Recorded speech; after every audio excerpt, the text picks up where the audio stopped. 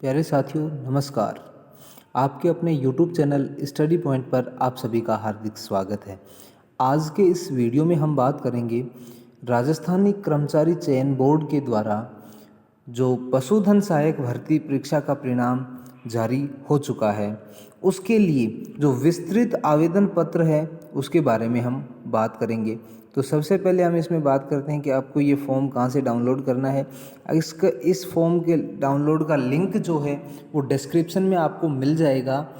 और इस फॉर्म को कैसे भरना है तो इसके बारे में कंप्लीट जानकारी के लिए इस वीडियो में अंत तक बने रहिए।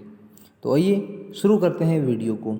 ये जो RSSB बोर्ड है उसकी ऑफिशियल वेबसाइट के ऊपर भी ये फॉर्म अवेलेबल है। इसके अंदर देखिए बेटा, सबसे पहले जो है अपना, इसमें ध्यान से पढ़ेंगे बेटा, इसको जूम कर लेते हैं, आपको देखो जूम करके दिखाते हैं। ये यहाँ पे लिखा हुआ है, सबसे पहले मेन चीज़ है इसके अंदर ये आवेदन पत्र के साथ, आवेदन पत्र के साथ में जो है अपने को क्या करना है। आवेदन पत्र के साथ में 100 रुपये का सचिव राजस्थान, ये अच्छे से देखना है बेटा, सचिव राजस्थान कर्मचारी चयन बोर्ड के नाम पर 100 रुपये का पोस्टल ऑर्डर लेना है बेटा। 100 रुपये का पोस्टल ऑर्डर अवश्य लगाना है अपने को। ये कितने रुपए का, ये अच्छे से ध्यान रखना है इसका, 100 रुपये का पोस्टल ऑर्डर लगाना है बेटा। फिर इसके बाद में जो अपनी चीज़ है वो है इसके अंदर, यहाँ पर इस तरफ आएंगे अपने, राजस्थान कर्मचारी चयन बोर्ड का जो दिया हुआ है ये विस्तृत आवेदन सह परिनिरीक्षा प्रपत्र, आवेदक द्वारा 2 प्रतियों में भरा जाए। इसको कितनी प्रतियों में भरना है, ध्यान रखना है, इसकी 2 कॉपी में इसको भरना है। ठीक है। अब इसके आगे जो है इसकी प्रविष्टि अपने को नहीं करनी है ना, जो आवेदन प्राप्ति की तिथि और प्राप्ति क्रमांक ये वो अपने आप कर लेंगे। फिर इस तरफ आएंगे तो यहाँ आगे कॉर्नर में लिखा हुआ मिलेगा, आवेदक का हस्ताक्षर युक्त, आवेदक का हस्ताक्षर युक्त नवीनतम फोटो लगाना है और हस्ताक्षर वाला फ़ोटो लगाना है। ये इस बात का विशेष ध्यान रखना है। इसके बाद अपने पास आ जाएगा, इस तरफ चलते हैं अपन, जो रोल नंबर जो है वो आपको रोल नंबर लिखने हैं इस कॉलम के अंदर। ये जो आपका कॉलम है ना, इस कॉलम के अंदर आपको रोल नंबर लिखने हैं बेटा। इस कॉलम में आपको क्या लिखना है, ये जो यह कॉलम है रोल नंबर का है, इसके अंदर यहाँ पे आप रोल नंबर लिख देंगे। फिर ये जो कॉलम है आवेदन पत्र क्रमांक, ऑनलाइन आवेदन पत्र का जो क्रमांक है वो यहाँ पर आपको लिखना है। जो ऑनलाइन आवेदन था उसका जो क्रमांक है वो यहाँ लिख देंगे। ठीक है। इसके बाद में है आगे मेरिट क्रमांक। ये जो मेरिट क्रमांक है इसके अंदर देखना, केवल अंतिम परिणाम हेतु, अभी अंतिम परिणाम नहीं आया है ना, इसलिए मेरिट क्रमांक अपने को इसके अंदर नहीं लिखना है, इसको खाली छोड़ देना है ना। इसके बाद नेक्स्ट है, इससे आगे वाला जो कॉलम है उसके अंदर है पोस्टल ऑर्डर नंबर। जो पोस्टल ऑर्डर है वो जो 100 रुपये का पोस्टल ऑर्डर है वो आपको, उसके जो पोस्टल ऑर्डर के जो नंबर है ना, वो नंबर आपको लिखने हैं। तो वो नंबर आपको इसके अंदर लिख देने हैं। फिर इसके बाद में आगे जो है वो है विज्ञापन संख्या। इस कॉलम के अंदर आपको क्या लिखनी है, विज्ञापन संख्या लिखनी है। इसमें विज्ञापन संख्या लिख देंगे। पद कोड, क्रम संख्या, जो पद है उसका क्या कोड है वो इस कॉलम के अंदर लिख देंगे। इससे आगे वाला कॉलम है पद का नाम। इसमें जो पद का नाम है ना वो लिखना है अपने को, तो पद का नाम लिख देंगे। जो अपना पद है वो उस पद का नाम लिख देंगे इसके अंदर। फिर नेक्स्ट है, इसके बाद आगे चलेंगे। इसमें पद के नाम के बाद विभाग का नाम, जो अपना जो विभाग है, जिस विभाग के तहत ये भर्ती की जा रही है उस विभाग का नाम, जिस विभाग में, तो पशुधन सहायक विभाग हो जाए, पशुधन विभाग हो जाएगा इसमें आपका।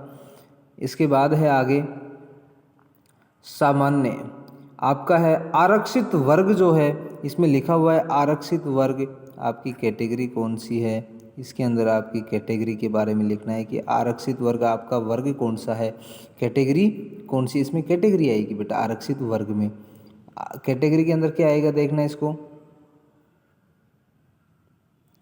कैटेगरी में है सामान्य, EWS, ये देखना यहाँ पे अगर जनरल है तो इसमें टिक करेंगे, EWS है तो इसमें टिक कर देंगे, और OBC है तो इसमें लिख देंगे OBC, टिक कर देंगे नीचे। ये अति पिछड़ा वर्ग मोस्ट बैकवर्ड क्लास OBC के लिए इस पर टिक कर देंगे। फिर है अनुसूचित जाति SC के लिए इस पर टिक कर देंगे। फिर इसके बाद आएगा अपने पास अनुसूचित जनजाति, क्या है इसमें अनुसूचित जनजाति, तो अनुसूचित जनजाति के लिए इस कॉलम के अंदर अपने को टिक करना है। फिर है जनजातीय क्षेत्र के, जो जनजातीय क्षेत्र है अगर उसके हैं तो उसके लिए अलग अलग आ जाएगा, SC और ST के लिए उसमें आ जाएगा ना, SC ST के लिए। फिर इसके बाद में है अपने पास 12 ज़िले के किशनगंज शाहाबाद तहसील के शहरिया, अगर 12 ज़िले के किशनगंज शाहाबाद एरिया तहसील के हैं तो शहरिया जनजाति वाले हैं तो इस पर आपको टिक कर देना है। ये इस प्रकार से ये वाली लाइन की कंप्लीट एंट्री हो जाएगी। फिर इसके बाद देखेंगे नीचे जो लाइन है इसमें लिखा हुआ है मूल निवास व जन्म स्थान, इस वाली लाइन, इस जो नीचे जो अपने पास कॉलम है इसमें अपने को मूल निवास व जन्म स्थान के बारे में एंट्रियाँ करनी है। तो अब इनकी करेंगे मूल निवास व जन्म स्थान की एंट्री करेंगे इसमें। अब मूल निवास देखना बेटा, मूल निवास के अंदर आपका राज्य कौन सा है, मूल निवास का जो राज्य है वो यहाँ लिखना है, और जो जहाँ का डोमिसाइल मूल निवास प्रमाण पत्र बना हुआ है। फिर जन्म स्थान, जन्म कहाँ हुआ, इसी राज्य में हुआ था, ये कहीं दूसरे राज्य में तो उसका नाम लिखना है। डिस्ट्रिक्ट कौन सा, डिस्ट्रिक्ट का नाम लिखना है। डिस्ट्रिक्ट के बाद में फिर चलेंगे इसमें तो आगे है तहसील और अन्य का मतलब आपका गांव और वो लिख देना उसके अंदर, ये तहसील आ जाएगी यहाँ दोनों की, मूल निवास की और जन्म स्थान की। अन्य टिप्पणी में कोई और टिप्पणी जो होगी वो लिख देना, जैसे गांव हुआ, ढाणी हुआ, वो डिटेल एंट्री कर देना आप। फिर नीचे वाला कॉलम जो है उसमें लिखा हुआ है अतिरिक्त विशेष श्रेणी आवेदित संबंधित कॉलम में हाँ में या नहीं में अंकित करें, शेष कॉलम में क्रॉस का चिन्ह अंकित करें। इसका ये ध्यान रखना है जो कॉलम अपने लिए लागू नहीं है उसके अंदर ये जो साइन है क्रॉस का जो चिन्ह है ये क्रॉस लगाना है बेटा, जो लागू नहीं हो उसमें, है ना। जैसे मान लीजिए कि यहाँ पे आ रहा है विशेष, इसमें महिलाएं हैं, अब इसके अंदर महिलाएं जिसके लिए अविवाहित वाला है, महिला कोई अविवाहित है तो इसके ऊपर टिक कर देना है, और अगर मान लो कोई विवाहित है तो इस पर टिक कर देना है, और अगर कोई विधवा है तो इस पर टिक कर देना है।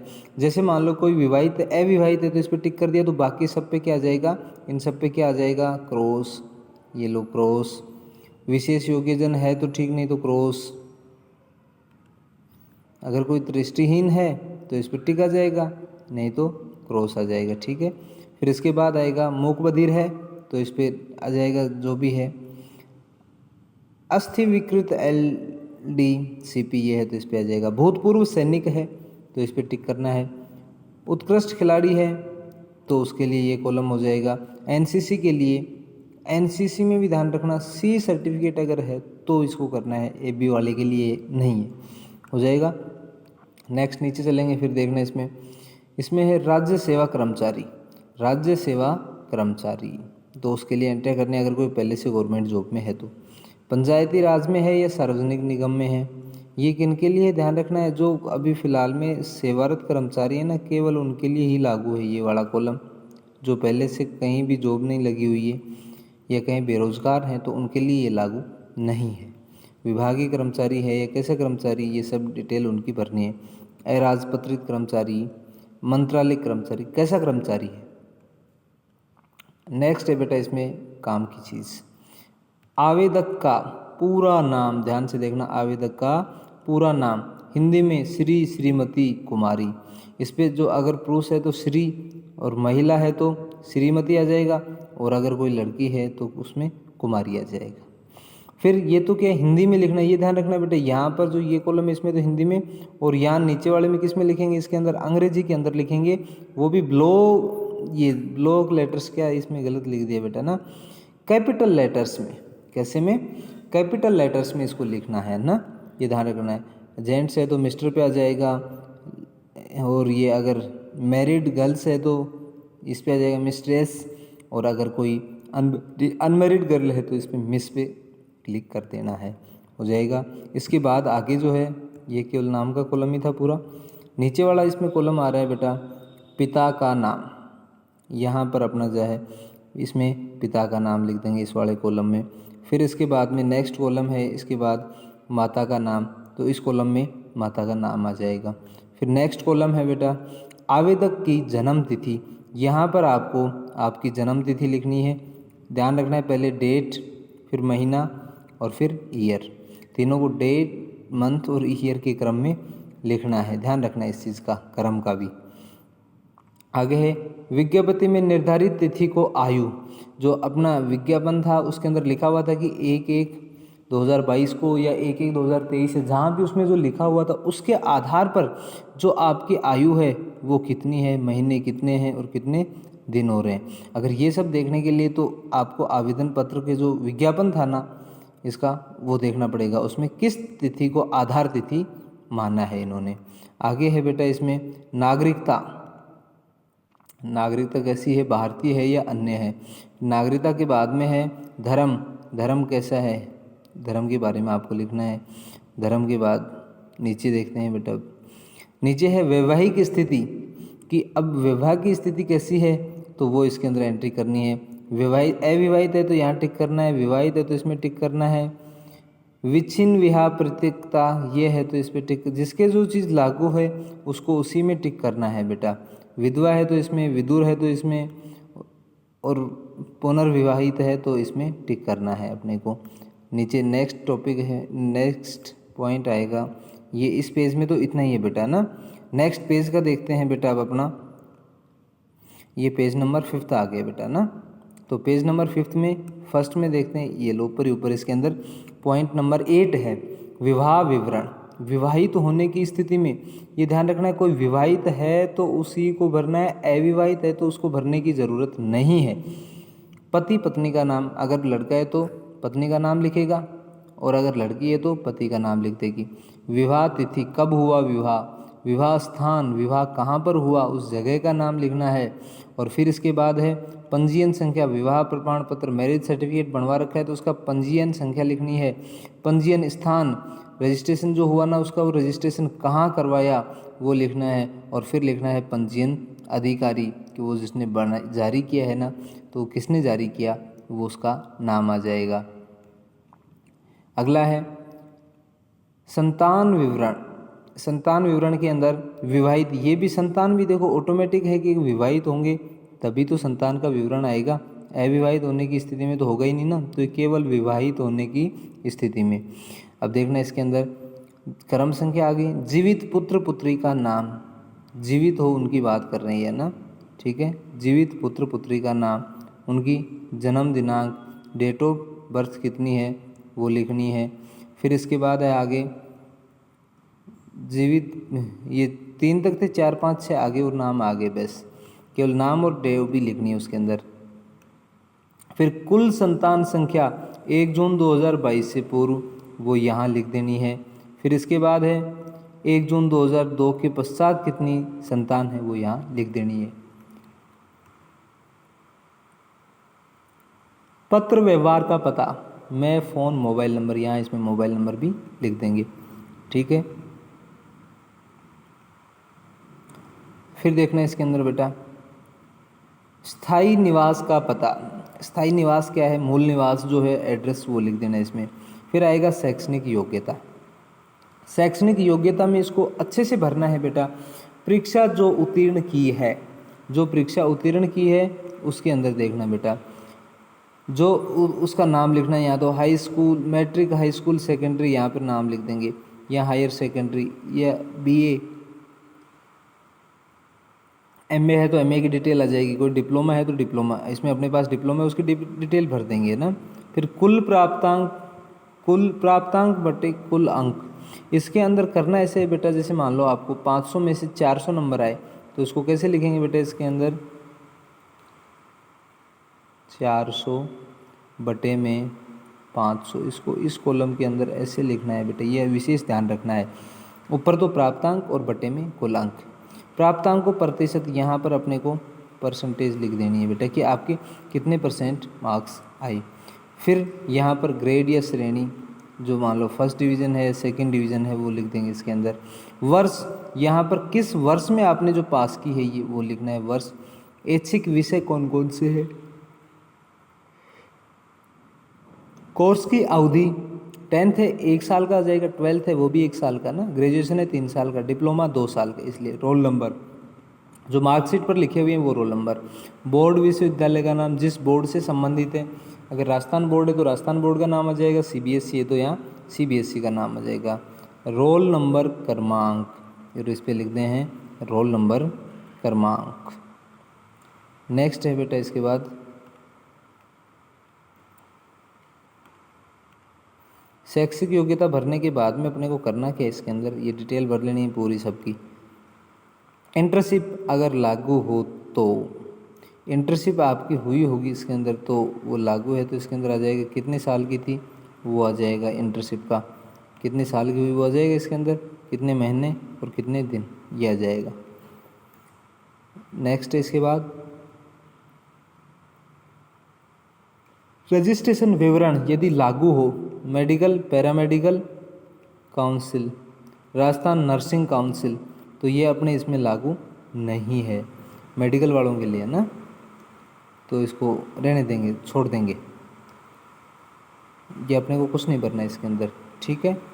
चलो नेक्स्ट क्वेश्चन है, नेक्स्ट पेज नंबर है पेज नंबर 6 पे 15 पॉइंट आ गया।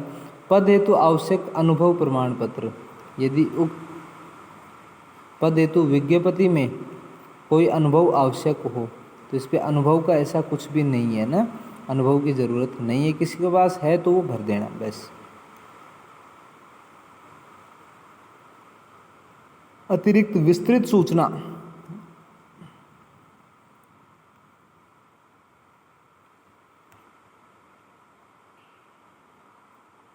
ये एक्सपीरियंस वालों के लिए ही है बस। यदि आप विज्ञापन के अनुसार अधिकतम आयु सीमा में छूट चाहते हैं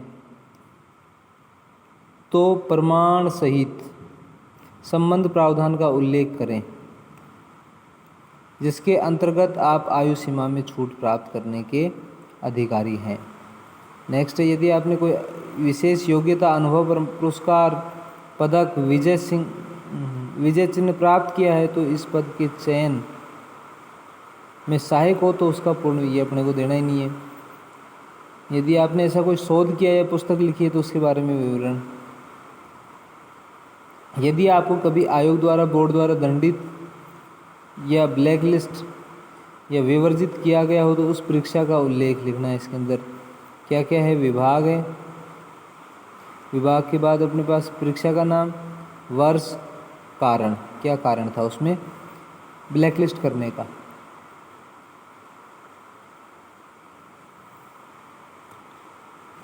आवेदक द्वारा शपथ युक्त घोषणा, क्या घोषणा है इसको पढ़ते हैं अपन एक बार। मैं एतद द्वारा शपथ पूर्वक घोषणा करती हूँ कि इस आवेदन पत्र की सभी प्रविष्टियाँ व संलग्न अभिलेख मेरी व्यक्तिगत जानकारी और विश्वास के अनुसार सत्य एवं संपूर्ण है, मैंने कोई तथ्य नहीं छिपाया है। यदि इस आवेदन पत्र में दी गई कोई सूचना झूठी या गलत पाई जाए तो बोर्ड मेरे विरुद्ध नियमानुसार कार्यवाही कर सकता है। मैंने बोर्ड के उपबंधों, नियमों को ध्यानपूर्वक पढ़ लिया है और मैं उनका पालन करने हेतु वचनबद्ध हूँ। मैंने अपने कार्यालय विभाग के अध्यक्ष को लिखित रूप से सूचित कर दिया है कि मैं इस पद परीक्षा के लिए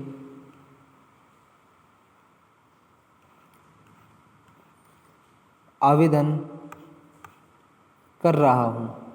मैं यह भी घोषणा करता हूँ कि मेरे दिनांक 1 जून 2002 को या उसके पश्चात 2 से अधिक संतान नहीं है या है, उसका करना ही, जो लागू ना हो उसे काट देना है अपने को, बस हो जाएगा। नेक्स्ट है पेज नंबर 7 पे देखना बेटा। अब यहाँ पर इसके अंदर लिखना है, यहाँ देखो, जारी क्रमांक व दिनांक। संलग्न संख्या का मतलब है आप इसको जो पीछे संलग्न करोगे ना, तो ये कितने नंबर पे संलग्न है, कितने नंबर पे उसके साथ अटैच में है, वो नंबर इसके अंदर, ये जो संलग्न नंबर है इसके अंदर वो नंबर लिखना है अपने को। संलग्न नंबर के अंदर केवल वो नंबर लिखना है कितने नंबर पर है ये। ठीक है, अब क्या क्या है इसमें देखना, ये जारी क्रमांक और दिनांक लिख देना है इसकी, किस किस की, 10वीं की मार्कशीट की, 12वीं की अंक पत्र, मैट्रिक, हाई स्कूल, सेकेंडरी, उपाधि प्रमाण पत्र, मैट्रिक, हाई स्कूल, क्योंकि ये अलग अलग, पहले क्या है कि अलग अलग आते थे, अब सर्टिफिकेट और मार्कशीट दोनों एक में ही आते हैं, तो एक ही मिलेगी आपकी, है ना। फिर है अंक पत्र हायर सेकेंडरी, उपाधि प्रमाण पत्र हायर सेकेंडरी,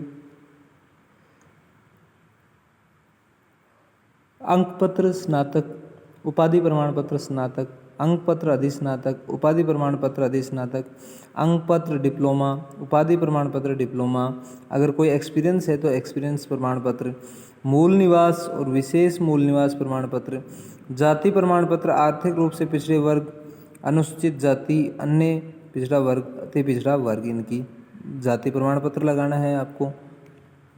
ध्यान रखना इसके अंदर ये मूल निवास और जाति प्रमाण पत्र। अन्य प्रमाण पत्र कोई हो तो जैसे मान लो कि क्या क्या चाहिए, और अगर आय अपने 2.5 लाख से कम शो की है तो उसके लिए आपको आय प्रमाण पत्र भी बनाना पड़ेगा। ठीक है, आय प्रमाण पत्र होना चाहिए 2.5 लाख से कम का, जरूरी है ये। और 2 चरित्र प्रमाण पत्र, 2 चरित्र प्रमाण पत्र सक्षम अधिकारी द्वारा, ये किसके द्वारा, सक्षम अधिकारी द्वारा जारी 2 चरित्र प्रमाण पत्र। ठीक है, दोनों अलग अलग के द्वारा जारी होने चाहिए। हो जाएगा, चलिए बेटा बहुत अच्छी बात है। नेक्स्ट है इसके अंदर, अब नीचे ये कार्यालय की टिप्पणी के लिए है ना, ये अपने को नहीं करना है। नीचे है शिक्षा संबंधी प्रमाण पत्र, इसमें क्या है ध्यान से देखना बेटा। आवेदक यदि अपेक्षित शैक्षणिक अर्हता उत्तीर्ण नहीं है किंतु आवेदन की अंतिम तिथि तक उसकी परीक्षा में सम्मिलित हुआ है, हो रहा है, उसके लिए है ये। प्रमाणित किया जाता है कि श्री श्रीमती कुमारी पुत्र श्री निवासी जो कि विज्ञापन में निर्धारित अंतिम तिथि इतने तक इस पद की अपेक्षित शैक्षणिक योग्यता अंतिम वर्ष में पाठ्यक्रम परीक्षा में सम्मिलित हो चुका है। आवेदक के हस्ताक्षर आ जाएंगे यहाँ पर, और यहाँ पर संस्था प्रधान राजपत्रित अधिकारी के हस्ताक्षर में मोहर, ये दोनों चीज़ें यहाँ पे आ जाएंगी। पेज नंबर 8 है बेटा, संबद्ध सूचना।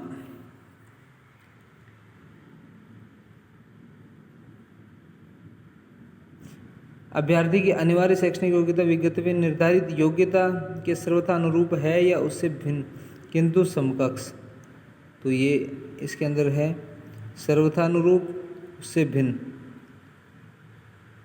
कार्यालय, ये कार्यालय हेतु है। अब इसमें जो अपने सर्वथा अनुरूप है सम, तो इस पर क्या आ जाएगा, इसके अनुरूप है तो इसके अंदर टिक कर देंगे, ये लो, बस डायरेक्ट केवल टिक करना है, ये लो नीचे टिक लगा देंगे थोड़ा सा बस। ठीक है, सेकंड है इसके अंदर, फिर अभ्यर्थी आवेदन की अंतिम तिथि को अनिवार्य शैक्षणिक योग्यता प्राप्त था या उसके बाद प्राप्त किया है। यदि अभ्यर्थी आवेदन के समय अनिवार्य शैक्षणिक योग्यता उत्तीर्ण नहीं था तो क्या आवेदन की तिथि तक उस परीक्षा के अंतिम वर्ष के पाठ्यक्रम की परीक्षा में सम्मिलित हो चुका था। क्या अभ्यर्थी अनिवार्य शैक्षणिक योग्यता आयोग की परीक्षा की तिथि तक उत्तीर्ण है, साक्षात्कार की स्थिति में साक्षात्कार की तिथि तक। इसमें डिटेल है भरनी है और कुछ नहीं है, बस मूल निवास के बारे में, टीएसपी एरिया है, ये है, सब डिटेल है जो भरनी है आपको। सामान्य वर्ग की महिला, विधवा और ये सब इनके बारे में डिटेल भरनी है, अधीन सेवा से है क्या नहीं, सब इनकी बेसिक डिटेल्स हैं इनके बारे में, यहाँ लिखा हुआ है, उसके ऊपर टिक कर देना है और कुछ नहीं करना है। नेक्स्ट है आयु संबंधी उक्त नियम सामान्य रूप स्वरूप के हैं, किसी पद या परीक्षा विशेष के लिए अन्य नियम भी लागू हो सकते हैं। जिसे संबंध विस्तृत विज्ञप्ति में देखा जा सकता है। वर्णित आयु सीमा में छूट के प्रावधान असंचयी है, अर्थात अभ्यर्थियों को किसी भी एक प्रावधान में अधिकतम आयु में छूट को लाभ दिया जाएगा, एक से अधिक प्रावधानों को जोड़कर नहीं दिया जाएगा। ये हो गया 9-10।